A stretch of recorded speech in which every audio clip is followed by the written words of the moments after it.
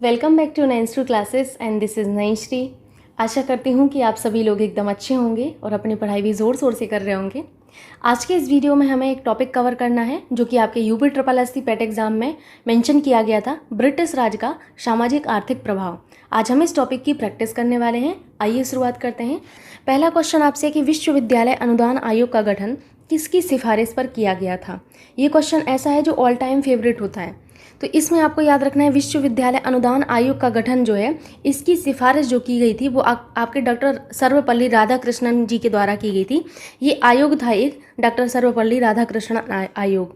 इस आयोग के द्वारा विश्वविद्यालय अनुदान आयोग जो है इसके गठन की सिफारिश की गई थी। आपसे ये पूछा जाता है कि आपका जो है विश्वविद्यालय अनुदान आयोग एक सांविधिक जो निकाय है वो कब बना था। तो यहाँ पर आपको याद रखना है कि विश्वविद्यालय अनुदान आयोग एक सांविधिक यानी कि स्टैट्यूटरी निकाय के रूप में नवंबर 1956 में रिकॉग्नाइज किया गया था। कब? नवंबर 1956 में। ठीक है, एक स्टैट्यूटरी निकाय के रूप में STATUTORY। इसे आप हिंदी में क्या कहते हैं? सांविधिक निकाय। सांविधिक निकाय। ठीक, तो सांविधिक निकाय के रूप में कब रिकॉग्नाइज किया गया था, आपको ये ध्यान रखना है। अब यहाँ पर जो आयोग मेंशन किए गए हैं इनके बारे में मैं आपको थोड़ा सा बता देती हूँ। जैसे आपका ये मुदालियर आयोग जो है, मुदालियर आयोग की स्थापना कब की गई थी ये आपसे पूछा जाता है। तो 23 सितंबर 1952 में की गई थी। किसके द्वारा? डॉक्टर लक्ष्मण स्वामी मुदालियर के द्वारा। किसके द्वारा? डॉक्टर लक्ष्मण स्वामी मुदालियर के द्वारा। डॉक्टर लक्ष्मण स्वामी मुदालियर, इनके द्वारा मुदालियर आयोग जो है ये स्थापित किया गया था। याद रखिएगा, ये पूछ लिया जाता है आपसे। और इन्हीं के नाम पर जो है इस आयोग का नाम क्या पड़ा था? मुदालियर आयोग पड़ा था। ठीक, अब आपका है कोठारी आयोग। तो कोठारी आयोग भी एक बार देख लीजिए 1964 में। कब? 1964 में आपके जो है डॉक्टर दौलत सिंह कोठारी की अध्यक्षता में एक आयोग गठित किया गया था। डॉक्टर DS कोठारी इनको बोल दिया जाता है, लेकिन आप पूरा नाम याद रखिएगा, DS कोठारी यानी कि दौलत सिंह कोठारी। कौन? दौलत सिंह कोठारी। इनकी अध्यक्षता में एक आयोग का गठन किया गया था, यही है आपका कोठारी आयोग। ओके, अब यहाँ पर आपका है डॉक्टर सर्वपल्ली राधाकृष्णन आयोग। मैं यहाँ पर आपको क्यों बता रही हूँ कब कौन सा गठित किया गया है, ये एग्जाम में पूछ लिया जाता है, कभी कभी सीक्वेंस लगाने को दे दिया जाता है। तो याद रखिएगा 4 नवंबर, आपको 4 नवंबर याद नहीं रखना है, मैं बस बता रही हूँ 4 नवंबर 1948। कब? 1948 को जो है आपका 1948 में आपके डॉक्टर सर्वपल्ली राधाकृष्णन की अध्यक्षता में भारत सरकार द्वारा विश्वविद्यालय शिक्षा आयोग का गठन किया गया था। और इस आयोग ने 1949 में, कब? 1949 में अपनी जो रिपोर्ट है ये अपनी जो है रिपोर्ट अपनी सरकार को सौंप दी थी। तो ये तीनों आयोग आप लोगों के लिए महत्वपूर्ण है। आगे चल के जो आयोग आएगा वो मैं आपको डिस्कस कर दूंगी। ठीक, आइए मूव करते हैं नेक्स्ट क्वेश्चन पर। आपको आपका आंसर मिल गया है। क्वेश्चन आपके सामने कि हंटर आयोग ने किसके विकास पर बल दिया था। हंटर आयोग की बात की जा रही है कि हंटर आयोग ने किसके विकास पर बल दिया था। तो ये जो हंटर आयोग थे इन्होंने प्राथमिक शिक्षा के विकास पर बल दिया था। ये महत्वपूर्ण है, देखिए ये आपको याद रखना है। प्राथमिक शिक्षा के विकास पर बल किसने दिया था? हंटर आयोग ने दिया था। किसने? हंटर आयोग ने। ध्यान से सुनिएगा, मैं आपको जो बता रही हूँ उसको आपको बिल्कुल ध्यान से सुनना है। 1854 की बात है। कब की? 1854 की बात है। 1854 के वुड डिस्पैच के पश्चात, कौन सा? वुड डिस्पैच पूछा जाता है। वुड डिस्पैच आपका कब का है, तो याद रखिएगा वुड डिस्पैच के बाद 1854 के वुड डिस्पैच के बाद शिक्षा के क्षेत्र में हुई प्रगति की समीक्षा के लिए आपका एक आयोग गठित किया गया था। कौन सा आयोग था वो? वही था आपका WW हंटर की अध्यक्षता में जो आयोग गठित किया गया था। ये आयोग आपका 1854 के वुड डिस्पैच की समीक्षा के लिए गठित किया गया था। तो लिख लीजिएगा, इनकी समीक्षा के लिए जो आयोग गठित किया गया वो कौन सा है? WW हंटर आयोग। ठीक, ये जो है अध्यक्ष थे WW हंटर, और इनके आयोग का कहा गया है आपका, क्या कहा गया? हंटर आयोग कहा गया। और अध्यक्ष कौन थे? WW हंटर थे। ये जो आयोग था, इस आयोग ने प्राथमिक शिक्षा के सुधार और विकास पर विशेष जोर दिया था। किस पर? प्राथमिक शिक्षा के सुधार और आपके जो है विकास पर बल दिया था। आपको याद रखना है, काफ़ी ज़्यादा महत्वपूर्ण है कि प्राथमिक शिक्षा के सुधार और विकास पर क्या दिया था? जोर दिया था। याद रखिएगा आप लोग। सो यहाँ पर फर्स्ट ऑप्शन आपका करेक्ट होगा। मूव करते हैं नेक्स्ट क्वेश्चन पर जो कि आपके सामने है। 1881 में केसरी अखबार की स्थापना किसने की थी? केसरी अखबार की बात की जा रही है। आप सभी को पता होगा केसरी अखबार का संबंध किससे है। तो केसरी अखबार की स्थापना 1881 में बाल गंगाधर तिलक जी के द्वारा की गई थी। थर्ड ऑप्शन आपका यहाँ पर करेक्ट होगा। ये जो समाचार पत्र था ये मराठी भाषा में प्रकाशित होता था। ये आपको याद रखना पड़ेगा कि किस भाषा में आपका प्रकाशित होता था। मराठी भाषा में प्रकाशित होता था। इसके साथ ही ये बम्बई में मराठा नामक पत्र जो समाचार पत्र था इनका प्रकाशन भी करते थे तिलक। किसका? ये आप अपना महाराष्ट्र में एक और समाचार पत्र का प्रकाशन करते थे जिसका नाम क्या था? मराठा। अब यहाँ पर कंफ्यूज मत हो जाना, ये मराठी में भाषा है, मराठी भाषा में प्रकाशित होता था आप इनका केसरी अखबार। लेकिन इनका महाराष्ट्र में एक समाचार पत्र प्रकाशित होता था जिसका नाम था मराठा समाचार पत्र। मैं लिख देती हूँ मराठा समाचार पत्र। ये जो समाचार पत्र है इसका प्रकाशन वो अंग्रेजी भाषा में करते थे। कौन सी भाषा में? अंग्रेजी भाषा में करते थे। एक बार मैं फिर से आपको समझा देती हूँ। देखिए, मैंने आपसे ये कहा है कि केसरी जो अखबार है 1881 में आपका जो है स्थापित किया गया था बाल गंगाधर तिलक के द्वारा। कौन सी भाषा में? मराठी भाषा में ये प्रकाशित किया जाता था। ठीक है, फिर इन्होंने बाल गंगाधर तिलक ने ही महाराष्ट्र में मराठा समाचार पत्र जो है ये प्रकाशित करना शुरू किया और ये जो है इन्होंने अंग्रेजी भाषा में प्रकाशित किया था। ठीक, तो ये आपको याद रखना है। मूव करते हैं अभी नेक्स्ट क्वेश्चन पर। नेक्स्ट क्वेश्चन आपके सामने है कि निम्नलिखित में से किसने स्वतंत्र समाचार पत्रिका के संस्थापक कौन थे? तो आपको बताना है ये जो स्वतंत्र समाचार पत्रिका है इसके संस्थापक कौन थे। तो इसके संस्थापक थे आपके मोतीलाल नेहरू। इंडिपेंडेंट, स्वतंत्र यानी कि इंडिपेंडेंट, INDEPENDENT, इंडिपेंडेंट। ये जो आपका समाचार पत्रिका था इसका जो संस्थापक माना जाता है वो कौन माना जाता है? तो याद रखिएगा मोतीलाल नेहरू जी माने जाते हैं। ठीक है, सेकंड ऑप्शन आपका करेक्ट होगा। और इसका जो संपादन है वर्ष 1919 में आपका अंग्रेजी भाषा में किया गया। किस भाषा में? अंग्रेजी भाषा में किया गया। याद रखिएगा आप लोग, वर्ष 1919 में अंग्रेजी भाषा में किया गया। मूव करते हैं नेक्स्ट क्वेश्चन पर जो कि आपके सामने है। क्वेश्चन है आपसे कि भारत में वंदे मातरम पत्रिका के स्थापना किसने की थी? वंदे मातरम जो पत्रिका है इसकी स्थापना अरविंद घोष ने की थी। किसने? अरविंद घोष ने। सेकेंड ऑप्शन करेक्ट होगा। याद रखिएगा वंदे मातरम जो पत्रिका है इसका जो संस्थापक माने जाते हैं वो कौन है? अरविंद घोष जी हैं। और ये जो आपकी वंदे मातरम पत्रिका है इसने आपके राष्ट्रीय जो आंदोलन हुए, राष्ट्रीय आंदोलन में एक बड़ी भूमिका निभाई थी। राष्ट्रीय आंदोलन में बड़ी भूमिका निभाई। ठीक, याद रखिएगा आप लोग। मूव करते हैं नेक्स्ट क्वेश्चन पर। एंड नेक्स्ट क्वेश्चन आप सभी के सामने है कि वेदों की ओर चलो नारा किसने दिया? बताइए आप लोग कि वेदों की ओर चलो नारा किसने दिया है? ये आपके दयानंद सरस्वती जी के द्वारा दिया गया है। किसके द्वारा? दयानंद सरस्वती जी के द्वारा वेदों की ओर लौटो या वेदों की ओर चलो ये नारा दिया गया है। याद रखिएगा। अगर मैं बात करूं दयानंद सरस्वती की तो इनका जो जन्म है वो 1824 में आपके गुजरात में हुआ था। कहाँ पर? गुजरात में एक गांव है मोरवी गांव में हुआ था। किसमें? मोरवी गांव में हुआ था। मोरवी गांव में। और इनकी बचपन का जो नाम था वो आप लोग याद रख लीजिएगा। दयानंद सरस्वती जी के बचपन का जो नाम था वो था मूल शंकर। क्या नाम था? मूल शंकर। इन्होंने 1875 में, कब? 1875 की बात की जा रही। इन्होंने 1875 में आर्य समाज की स्थापना की थी। किसकी? आर्य समाज की स्थापना की थी। आर्य समाज की स्थापना की। याद रखिएगा। आर्य समाज की स्थापना किसके द्वारा की गई? तो वो आपकी की गई थी आपके दयानंद सरस्वती जी के द्वारा। कब? 1875 में। ये पूछे जाने वाले क्वेश्चन है जो मैं आपको रिपीट कर रही हूँ बार बार।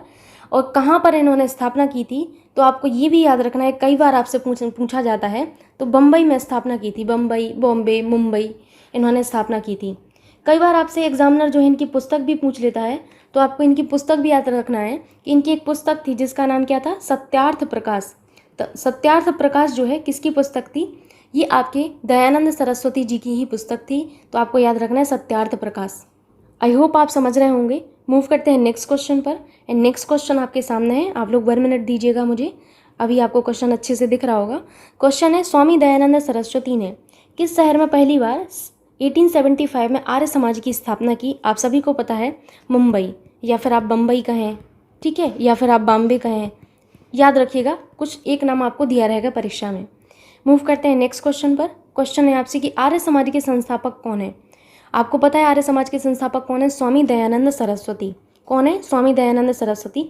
1875 में की थी इन्होंने स्थापना, कहाँ पर, मुंबई, बम्बई या फिर आपके बॉम्बे में की थी। ठीक, नेक्स्ट क्वेश्चन आपसे है कि स्वामी विवेकानंद द्वारा 1897 में डैश शुद्धि आंदोलन शुरुआत किया गया था। तत्वबोधिनी सभा की स्थापना की गई थी, रामकृष्ण मिशन की स्थापना की गई थी, या फिर सर्वोदय भूदान आंदोलन की शुरुआत किया गया था। तो आपके जो स्वामी विवेकानंद हैं इन्होंने रामकृष्ण मिशन की स्थापना की थी। किसकी, रामकृष्ण मिशन की स्थापना की थी। आपको यही याद रखना है कि रामकृष्ण मिशन की स्थापना स्वामी विवेकानंद जी के द्वारा की गई थी। अगर मैं बात करूं स्वामी विवेकानंद की तो ये काफ़ी ज़्यादा महत्वपूर्ण है, इनके बारे में थोड़ा सा जान लेते हैं। स्वामी विवेकानंद, सबसे पहले तो आपको ये जानना है स्वामी विवेकानंद जी के बारे में, इनका जन्म जो हुआ था 12 जनवरी को हुआ था। इनके जन्म दिवस पर आप क्या मनाते हैं, ये आपका होमवर्क है आज का। सभी को बताना है कमेंट बॉक्स में कि हम 12 जनवरी को क्या सेलिब्रेट करते हैं। ठीक, तो इनका जो जन्म हुआ था वो 12 जनवरी 1863 को कोलकाता में हुआ था। कहाँ पर, कोलकाता में हुआ था। तो ये आपको याद रखना है कि कोलकाता में इनका जन्म हुआ था। इनके बचपन का नाम क्या था, इनके बचपन का नाम भी आपके लिए महत्वपूर्ण है, तो याद रखिएगा नरेंद्रनाथ दत्त था। क्या नाम था, नरेंद्रनाथ दत्त। नरेंद्रनाथ दत्त इनका बचपन का नाम था। ठीक, ये जो है रामकृष्ण परमहंस के क्या थे, शिष्य थे। याद रखिएगा रामकृष्ण परमहंस जो थे, रामकृष्ण परमहंस के शिष्य थे। पूछा जाता है आपसे रामकृष्ण परमहंस के जो शिष्य थे कौन थे, तो वो आपके स्वामी विवेकानंद जी ही थे। रामकृष्ण परमहंस जो हैं इनको एक और अन्य नाम से जाना जाता था, दक्षिणेश्वर के स्वामी। क्या कहा जाता था इनको, दक्षिणेश्वर के स्वामी। दक्षिणेश्वर के स्वामी। तो ये दक्षिणेश्वर के स्वामी या फिर रामकृष्ण परमहंस जो कहें आप कुछ एक, इनके शिष्य थे। स्वामी विवेकानंद जी ने 1897 में, ध्यान से सुनिएगा, इन्होंने 1897 में रामकृष्ण मिशन जो है आपकी, रामकृष्ण मिशन की स्थापना की थी। किसकी, रामकृष्ण मिशन की स्थापना की थी। किसने, स्वामी विवेकानंद जी ने। ये आपके लिए काफ़ी ज़्यादा महत्वपूर्ण है। तो आपको आपका आंसर तो पहले ही दे चुकी थी, बाकी आपको समझ में आ गया होगा सारी चीज़ें। मूव करते हैं नेक्स्ट क्वेश्चन पर। एंड नेक्स्ट क्वेश्चन आप सभी के सामने है कि रामकृष्ण मिशन का हेडक्वार्टर जो है कहाँ स्थित था। तो बताइए आप लोग कि रामकृष्ण मिशन का जो मुख्यालय है वो कहाँ था, वेलूर मठ में था। कहाँ पर था, वेलूर मठ में था। रामकृष्ण मिशन जो है इनकी स्थापना कब की गई थी, 1897 में की गई थी, आपके स्वामी विवेकानंद जी के द्वारा की गई थी। रामकृष्ण मिशन का जो हेडक्वार्टर है वो याद रखिएगा कोलकाता के वेलूर मठ में स्थित है। ये भी पता होना चाहिए कहाँ पर, तो कोलकाता के वेलूर मठ में। कोलकाता के वेलूर मठ कहें या वेल्लूर, कुछ एक आपको मिल जाएगा ऑप्शन में, वेलूर या वेल्लूर मठ। ठीक, और ये जो आपका मिशन है इसका जो नामकरण है वो रामकृष्ण परमहंस के नाम पर हुआ था, क्योंकि रामकृष्ण परमहंस या फिर दक्षिणेश्वर के स्वामी इनके क्या थे, गुरु थे। ये उनके शिष्य थे आपके विवेकानंद जी। नेक्स्ट क्वेश्चन आपसे है कि 1795 और 1804 के बंगाल विनियमन अधिनियम डैश घोषित किया गया। तो कन्या हत्या को अवैध घोषित किया गया। किसको, कन्या हत्या को। तो याद रखना है आप लोगों को कि कन्या हत्या जो है वो बेसिकली राजपूत जो आपके थे, राजपूतों में, और जो उच्च वर्ग के जो बंगाली लोग थे, उच्च वर्ग के बंगालियों में प्रचलित थी। इसमें होता क्या था कि जब कन्या जो है जन्म लेती थी तो इसको जो है मार दिया जाता था। भारतीय समाज में जो प्रचलित ये कुप्रथा है इसको समाप्त करने के उद्देश्य से एक आपके गवर्नर जनरल थे। कौन थे, गवर्नर जनरल। इनका नाम था जॉन शोर। क्या नाम था इनका, जॉन शोर। याद रखिएगा जॉन शोर के समय 1795 ईस्वी में, 1795 ईस्वी के बंगाल विनियमन, कौन सा, बंगाल विनियमन 21 तथा वेलेजली के समय 1804 ईस्वी के बंगाल विनियमन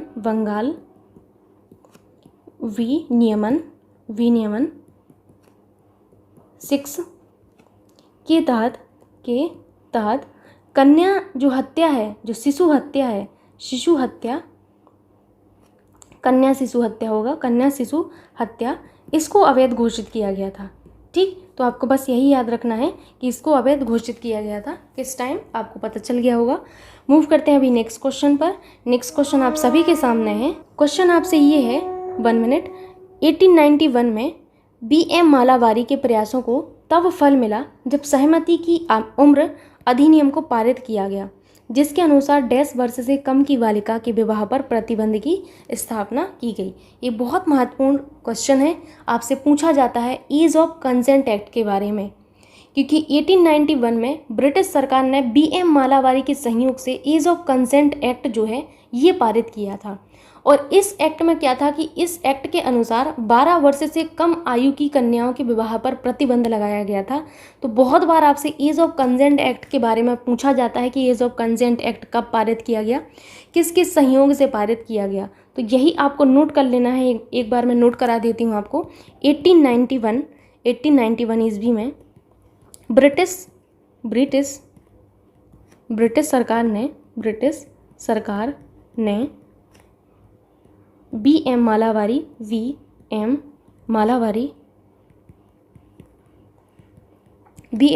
के सहयोग से एज ऑफ कंसेंट एक्ट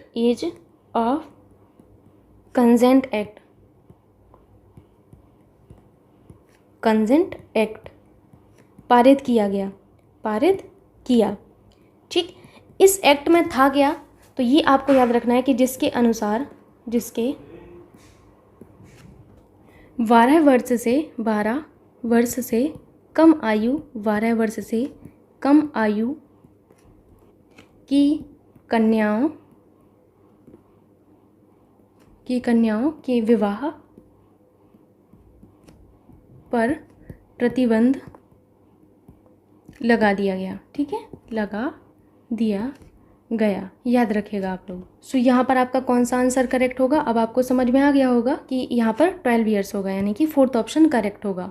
ये काफ़ी महत्वपूर्ण है, एज ऑफ कंसेंट एक्ट आपको याद रखना है। ठीक, कि BM मालावारी जी की सहयोग से ये आपका पारित किया गया था ब्रिटिश गवर्नमेंट के द्वारा। नेक्स्ट क्वेश्चन पर मूव करते हैं, जो कि आपके सामने है कि 1828 में ब्रह्म समाज की स्थापना निम्नलिखित में से किसके द्वारा की गई थी। तो ब्रह्म समाज की जो स्थापना है वो राजा राम मोहन राय जी के द्वारा की गई थी।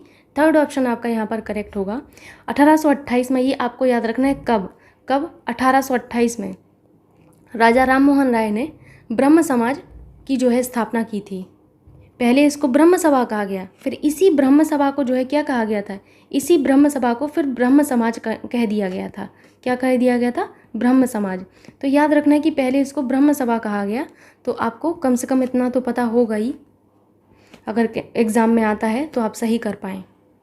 ठीक, नेक्स्ट क्वेश्चन पर मूव करते हैं, जो कि आपके सामने है। 1 मिनट आप लोग दीजिए। अभी आपके क्वेश्चन के चारों ऑप्शन आपको दिख रहे होंगे। आपसे क्वेश्चन ये है कि मुक्त भारत समाज की स्थापना किसने की थी। मुक्त भारत समाज की स्थापना वीर सावरकर ने की थी। किसने, वीर सावरकर ने की थी। मुक्त भारत समाज या फ्री इंडिया सोसाइटी, ध्यान रखिएगा, या फ्री इंडिया सोसाइटी कहा जाए, फ्री इंडिया सोसाइटी की स्थापना विनायक दामोदर सावरकर ने की थी। इन्होंने जो फ्री इंडिया सोसाइटी या फिर मुक्त भारत समाज है, इसकी जो स्थापना है वो इतालवी राष्ट्रवादी ग्यूसेप मैजिनी के विचारों पर की थी। तो याद रखिएगा कि वीर सावरकर ने फ्री इंडिया सोसाइटी की स्थापना इतालवी राष्ट्रवादी ग्यूसेप मैजिनी के विचारों के आधार पर की थी।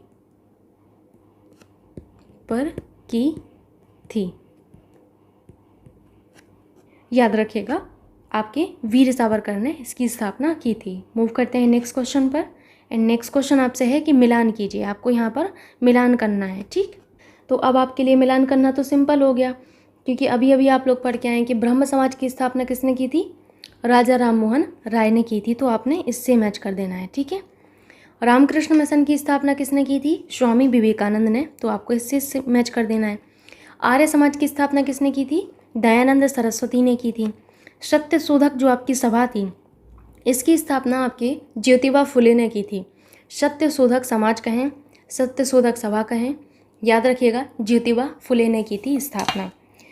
आगे आपसे क्वेश्चन है जो कि आपका लास्ट क्वेश्चन है इस टॉपिक का। क्वेश्चन है कि कुछ भारतीय अर्थशास्त्री ब्रिटिश शासन के दौरान भारत की राष्ट्रीय आय यानी कि नेशनल इनकम का मूल्यांकन करने का प्रयास करते थे।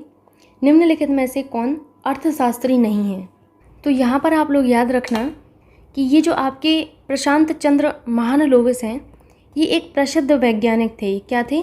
एक प्रसिद्ध वैज्ञानिक प्लस सांख्यिकीविद थे। क्या थे?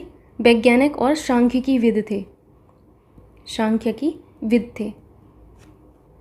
आप लोगों को मैंने इकोनॉमी में पंचवर्षीय योजनाएं पढ़ाई हैं, तो वहाँ पर आपको मैंने बताया था द्वितीय पंचवर्षीय योजना के बारे में। जो आपकी द्वितीय पंचवर्षीय योजना है, ये बताया गया है कि किस मॉडल पर आधारित है। तो सेकंड जो पंचवर्षीय योजना है आपकी, ये जो आपकी योजना है, ये इन्हीं के मसौदे पर तैयार की गई थी। किसके? आपके महालनोबिस जी के मसौदे पर तैयार की गई थी सेकंड पंचवर्षीय योजना। और अगर मैं बात करूं दादा भाई नौरोजी की और आर.सी. देसाई की और आपके B.K.R.B. राव, तो ये तीनों जो व्यक्ति हैं ये आपके ब्रिटिश कालीन अर्थशास्त्री थे, याद रखिएगा आप लोग। और इन्होंने भारत की जो नेशनल इनकम है इसके मूल्यांकन का प्रयास किया था। किसके? नेशनल इनकम के मूल्यांकन का प्रयास किया था। और राष्ट्रीय आय होती क्या है? तो ये आपके एक वित्तीय वर्ष में, ध्यान से सुनिएगा, एक जो आपका वित्तीय वर्ष होता है, एक वित्तीय वर्ष में उत्पादित सभी जो वस्तुएं हैं और जो सेवाएं हैं उनका कुल मौद्रिक मूल्य जो होता है वही आपका क्या होता है? नेशनल इनकम होता है। अब नेशनल इनकम जो है वो आपके जीडीपी और आपके जीएनपी मापन के तरीके जो हैं आपके, इन सब के रूप में आप प्रयुक्त करते हैं इसको। तो याद रखिएगा इतनी चीज़ें। आशा करती हूँ कि आपको ये प्रैक्टिस समझ में आई होगी, आपके लिए हेल्पफुल रही होगी। सो प्लीज़ आप लोग इस तरीके से सपोर्ट करते रहिए और वीडियो को ज़्यादा से ज़्यादा लोगों तक शेयर कर दिया करिए। Thank you so much.